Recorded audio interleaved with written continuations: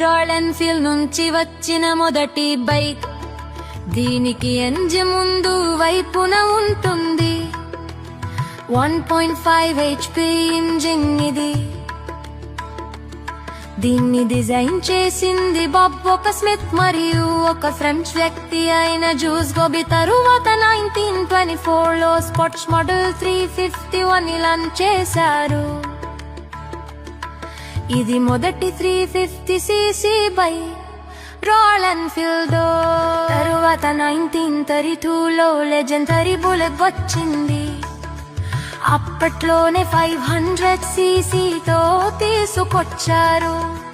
తరువాత 1964 లో iconic continental GT Cafe Racer వచ్చింది. దీని సీసీ అప్పుడే 736cc ఉండేది. 19